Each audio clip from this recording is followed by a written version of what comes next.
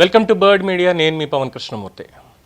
అంబటి రాంబాబు వైఎస్ఆర్సీపీలో కీలకమైనటువంటి నేత, కీలకంగా మారిన నేత, కీలకంగా ప్రొజెక్ట్ చేయబడుతున్నటువంటి నేత. ఎందుకంటే జగన్మోహన్ రెడ్డి గారే కాపు కులంలో టైగర్ లాంటి వాడు మా అంబట్ అన్న అంటూ ఆయన గురించి కితాబ్ ఇచ్చేశారు.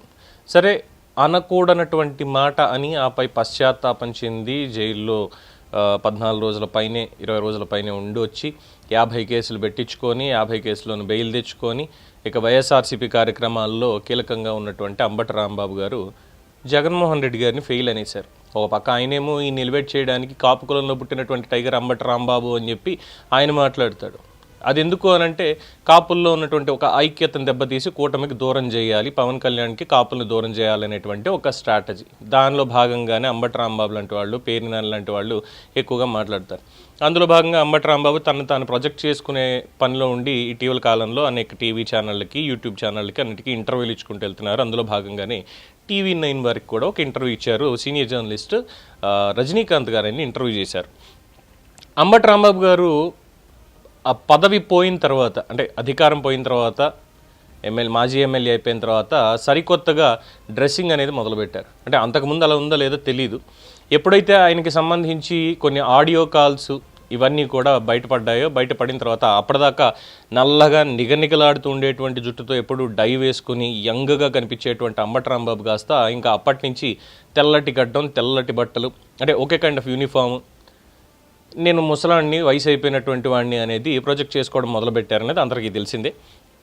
సరే, ఆయన ఒక డ్రెస్ కోడ్ ఫాలో అవుతారు. ఏంటంటే ఆయన పాకెట్ మీద ఎప్పుడు కూడా ఆంధ్రప్రదేశ్ ప్రభుత్వంలో, గత ప్రభుత్వం వైఎస్ఆర్సీపీ ఉన్నప్పుడు నవరత్నాల లోగో ఏదైతే చేయించుకున్నారో, ఏవైతే హామీలు ఇచ్చామని ఆ నవరత్నాల లోగో అనేది అక్కడ ఉంటుంది. మధ్యలో జగన్మోహన్ రెడ్డి గారి బొమ్మ ఉంటుంది.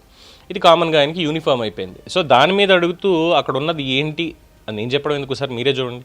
జగన్మోహన్ రెడ్డి ఒకసారి క్లోజ్అప్ లో జగన్మోహన్ రెడ్డి గారి ఫోటో, జగన్మోహన్ రెడ్డి ఫోటో చుట్టూ ఏదో ఉన్నాయి, చుట్టూరా నవరత్నాలు. అప్పుడు మేము నవరత్నాలు ఫెయిల్యూర్, నవరత్నాల వల్ల మీకు ఓట్లు రాలేదు, ఓడిపోయారు, మళ్ళీ నవరత్నాలు పెట్టుకుని ఎందుకు తిరుగుతున్నారు? జగన్మోహన్ రెడ్డి గారు ఫెయిల్యూరేగా, జగన్మోహన్ రెడ్డి గారు ఫెయిల్యూరేగా. నవరత్నాలు ఫెయిల్ అని రజనీకాంత్ గారు అంటే అంబటి రాంబాబు గారు పుసుక్కుని అనేసింది, జగన్మోహన్ రెడ్డి కూడా ఫెయిలే.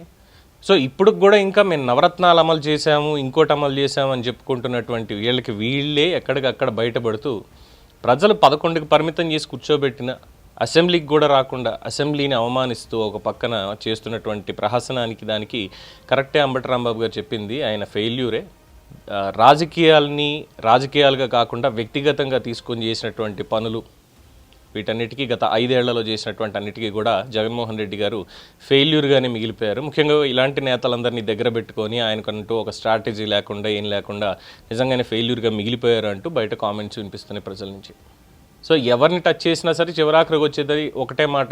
పైకి ఎంత మాట్లాడినా, ఏం చేసినా, టీడీపీని, జనసేనని విమర్శించినా, పవన్ కళ్యాణ్ని, లోకేష్ని, లేదంటే చంద్రబాబు నాయుడు గారిని విమర్శించినా, ఏం చేసినప్పటికీ చివరాఖరికి వచ్చి మేము ఫెయిల్యూర్ అయిపోయి వాళ్ళే ఒప్పుకోవడం, వైసీపీ వాళ్ళకి పరిపాటి అయిపోయింది అనే ఒక అభిప్రాయం వినిపిస్తోంది. ఏమంటారు? దీని మీద మీ అభిప్రాయం తెలియచేయండి. చూస్తూనే ఉండండి ది బర్డ్ మీడియా.